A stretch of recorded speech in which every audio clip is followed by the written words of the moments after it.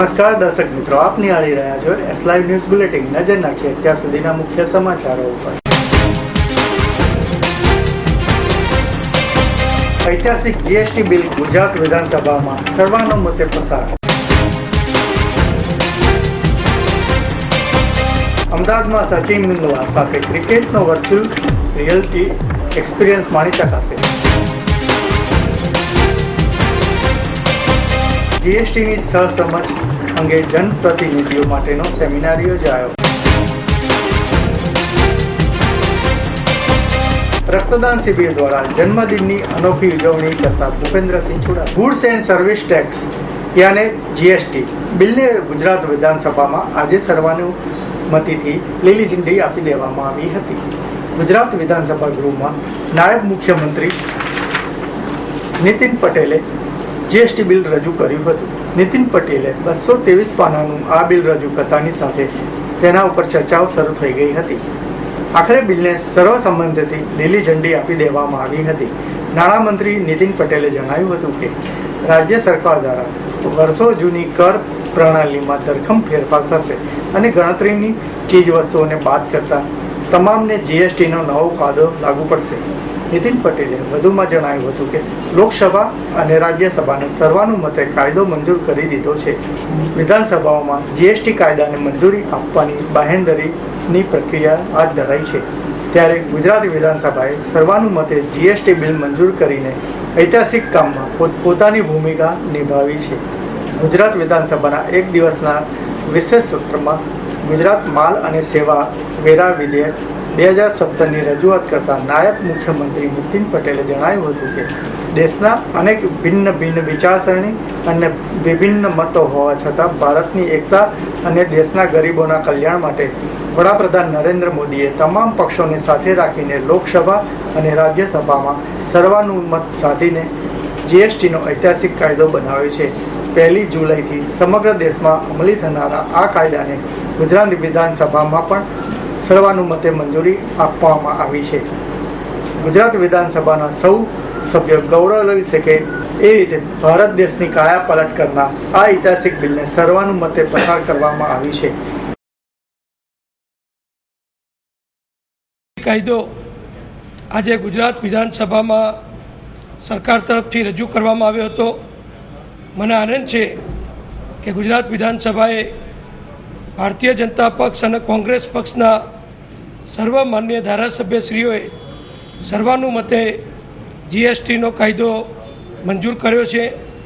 એટલે સમગ્ર દેશમાં જે રાજ્યોએ આ કાયદો પસાર કર્યો છે એ પૈકીનું 7મું અથવા 8મું રાજ્ય ગુજરાત રાજ્ય બન્યું છે। અને ભારત સરકાર જ્યાંથી લાગુ કરે એટલે કે લગભગ જે 1 જુલાઈની જાહેરાત થઈ છે પ્રમાણે ગુજરાત રાજ્યમાં પણ જીએસટીનો કાયદો અમલમાં આવશે। એ અંગેની વૈધાનિક પ્રક્રિયા કાયદો મંજૂર કરવાની આજે પૂર્ણ થઈ છે અને વહીવટી પ્રક્રિયા અમારા નાણાં વિભાગ તરફથી સંપૂર્ણ રીતે પૂર્ણ કરવામાં આવી છે અને જ્યારથી દેશમાં આ કાયદો લાગુ પડશે ત્યારથી સક્ષમ રીતે ગુજરાત એને અમલમાં લાવશે। બીજો એક કાયદો જે અગત્યનો લાગુ કર્યો છે એ વેટનો કાયદો છે। જીએસટી કાયદો અમલમાં આવતા જૂના અગાઉ અને અત્યારે જે રાજ્યોને ટેક્સ ઉઘરાવવાના એકઠો કરવાના અધિકાર આપતો જે વેટ કાયદો છે એ જીએસટી આવ્યા પછી આપોઆપ બંધારણીય જોગવાઈ પ્રમાણે રદ થવાનો છે। એટલે ગુજરાત સરકાર તરફથી અમે જે અગાઉ પણ ભારત સરકારમાં રજૂઆત કરી હતી, અન્ય રાજ્યોએ રજૂઆત કરી હતી, એ પ્રમાણે પેટ્રોલિયમ પ્રોડક્ટની જે 5 ચીજવસ્તુઓ છે એમાં પેટ્રોલ, ડીઝલ, ક્રૂડ, ગેસ એના ઉપરનો જે ટેક્સ છે એકત્ર કરવાની સત્તા રાજ્ય સરકારો પાસે રહે। જીએસટી કાયદામાં એ જાય નહીં અને એમાંથી જે આવક આવે છે એ 100% રાજ્ય સરકારની જવાબદારીમાં રહે। એ પ્રમાણેનો કાયદો વેટનો કાયદો પણ આજે ગુજરાત વિધાનસભામાં અમે સર્વાનુમતે મંજૂર કર્યો છે। ત્રીજો એક કાયદો જે મંજૂર કર્યો છે એ પ્રમાણે ગુજરાતની અમારી સરકાર દ્વારા હવે મનોરંજન ટેક્સ એકત્ર કરવો અને એને વાપરવો એની સત્તા નગરપાલિકા, મહાનગરપાલિકા અને પંચાયતોને આપી છે। રાજ્ય સરકાર અગાઉ પણ જે આવક થતી હતી મનોરંજન કરની, એ બધી જ પંચાયતો અને ગ્રામ પંચાયતો સહિત જ્યાં જ્યાં થિયેટરોમાંથી આવક થતી હતી એ બધી શહેરી વિકાસ વિભાગને અમે ફાળવી આપતા હતા. 75% ગ્રાન્ટ મનોરંજન કરની રાજ્ય સરકાર નગરપાલિકાઓને અને મહાનગરપાલિકાઓને આપતી હતી ને એના દ્વારા શહેરોનો વિકાસ કામમાં ઉપયોગ થતો હતો, મદદરૂપ થતી હતી. હવે આજે જે અમે કાયદો કર્યો છે એ પ્રમાણે પંચાયત સહિતના તમામ વિસ્તારોમાં મનોરંજન કર ઉઘરાવવાની સત્તા સ્થાનિક સ્વરાજની સંસ્થાઓ અને સરકાર તરફથી આપવામાં આવી છે અને એની આવક જે આવશે એ પણ પંચાયત, નગરપાલિકા અને મહાનગરપાલિકા 100% પોતાના શહેરની અંદર વિકાસ કામો માટે ફાળવી આપશે. એમ આજે આ એક દિવસના સત્રમાં ગુજરાત વિધાનસભાએ 3 કાયદા મંજૂર કર્યા છે, જે પૈકીનો ઐતિહાસિક કાયદો જીએસટી કાયદો એ સર્વાનુમતે અમારા તમામ ધારાસભ્યશ્રીઓએ મંજૂર કર્યો છે. વન નેશન વન ટેક્સ, આખા દેશમાં ગમે ત્યાંથી કોઈ પણ ચીજ વસ્તુ ખરીદો એ એક જ પ્રકારનો ટેક્સ, એક જ ટકાવારીવાળો ટેક્સ આખા દેશમાં લાગુ પડશે. હવે કોઈપણ ગ્રાહક કોઈપણ ચીજ વસ્તુ દેશના કોઈપણ જગ્યાએથી ખરીદશે તો એ વસ્તુ પરનો ટેક્સ આખા દેશમાં એક સમાન હશે. એટલે વન નેશન વન ટેક્સ અને વન માર્કેટ, એટલે માર્કેટ પણ હવે દેશનું એક થઈ જશે. વેપારીઓ સરળતાથી એમના માલની, ઉત્પાદકો એમના ઉત્પાદનની આખા દેશમાં લે વેચ કરી શકશે. કોઈ વધારાના ટેક્સ નહીં લાગે, બધું જ ઓનલાઈન થઈ ગયું છે. કોઈને વેપારીને કે ઉદ્યોગકારને સરકારી ઓફિસમાં જવાનું રહેતું નથી. ઓનલાઈન સિસ્ટમથી દરેક ગ્રાહક એટલે કે ડીલર પોતે પોતાનું બધું કામ, ટેક્સ ભરવાનું, બિલ મોકલવાનું, આકારણી કરાવવાનું, ઓડિટ કરાવવાનું, બધું જ રિફંડ મેળવવાનું, એ બધું ઓનલાઈન થશે. એટલે પારદર્શકતા, સરળતા અને ઝડપ વધશે અને દેશનું આર્થિક જે ઉદ્યોગ અને વેપાર દ્વારા આપણે વધારો કરવા માગીએ છીએ, અર્થતંત્રને મજબૂત કરવા માગીએ છીએ અને દેશને વૈશ્વિક કક્ષાનું અર્થતંત્ર બનાવવા માગીએ છીએ, એ આપણે સારી રીતે આ કાયદો અમલમાં આવવાથી કરી શકીએ. નાયબ મુખ્યમંત્રી નીતિન પટેલે જણાવ્યું હતું કે જીએસટીના કાયદામાં ગ્રાહકને પ્રાધાન્ય આપવામાં આવ્યું છે. આ કાયદાથી ચીજ વસ્તુઓની કિંમતની વિસંગતતા દૂર થશે, લોકોની તેમજ વેપારીઓની હાડમારી દૂર થશે.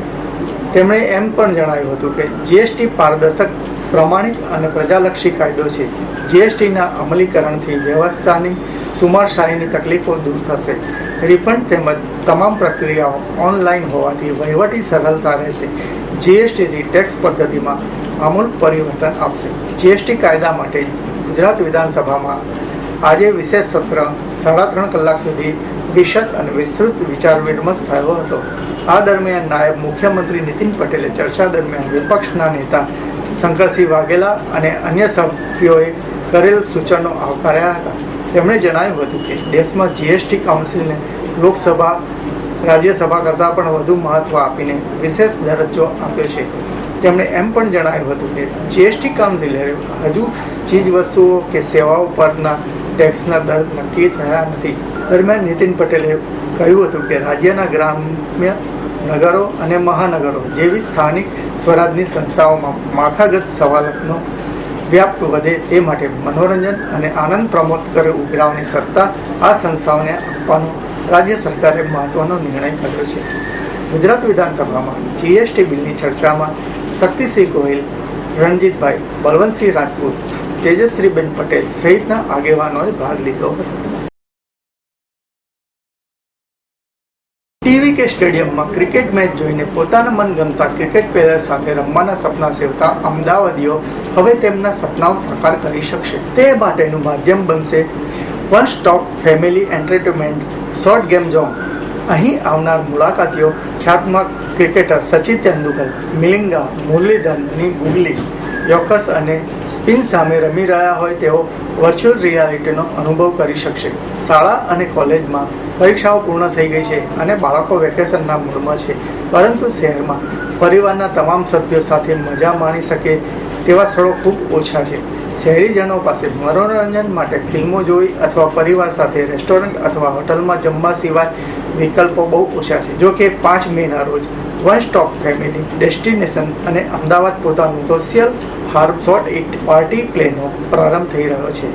શોર્ટ અમદાવાદે પોતાના મિત્રો અને પરિવારજનોને એન્ટરટેનમેન્ટનો નવો અનુભવ પૂરો પાડવાનો ઉદ્દેશ ધરાવે છે. અમદાવાદમાં અમે જાણ્યું છે કે લોકો ખાલી મૂવીઝ જોઈ છે અને રેસ્ટોરન્ટમાં ખાવા જાય છે, પણ અમે એ ચેન્જ કરવું છે. અમારે ફેમિલી એન્ટરટેનમેન્ટને મહત્ત્વ આપવું છે અને અમદાવાદમાં અમે એટલે પ્રથમવાર આ ફૂલ્લી ફેમિલી એન્ટરટેનમેન્ટ ઝોન લઈને આવ્યા છે કાંકરિયા ગેટ નંબર 3 થી સામે. અચ્છા, આ એરિયા પસંદ કરવા પાછળનું કારણ શું છે?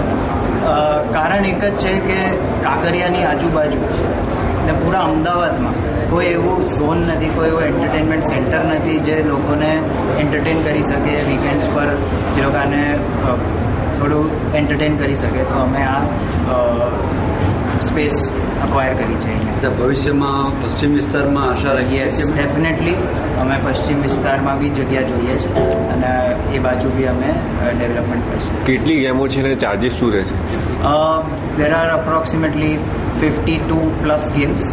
52 ગેમ્સથી વધારે અમારી પાસે અવેલેબલ છે, જે 2 વર્ષના બાળકથી લઈને 60-70 વર્ષના સિનિયર સિટીઝન્સ પણ રમી શકે છે અને એના ચાર્જિસ માત્ર 40 રૂપિયાથી સ્ટાર્ટ થાય છે અને it goes up to 350 rupees. અમદાવાદમાં ટ્રાન્સ સ્ટેડિયા ધ એરેના ખાતે અમદાવાદના પોતાના અર્બન ફેમિલી એન્ટરટેનમેન્ટ સેન્ટર ખાતે શરૂ થનારા શોર્ટ ટૂંક સમયમાં જ શહેરીજનો માટે મોસ્ટ હેપનિંગ અને આકર્ષણનું કેન્દ્ર બની રહેશે.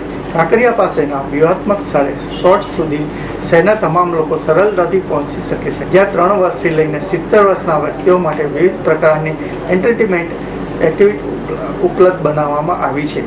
શોર્ટ પિચ ઉપર ક્રિકેટ પ્રેમીઓ સ્ટેડિયમમાં રમતા હોય તે પ્રકારે વર્ચ્યુઅલ રિયાલિટી એક્સપિરિયન્સ અને 360 ડિગ્રી સિમ્યુલેટ્સ સાથે ક્રિકેટનો આનંદ માણી શકશે. અહીં તેઓ સચિન, મિલિંગા, મુરલીધરન જેવા મહાન ખેલાડીઓનું ગૂગલી, યોકર્સ અને સ્પિન રમી શકશે.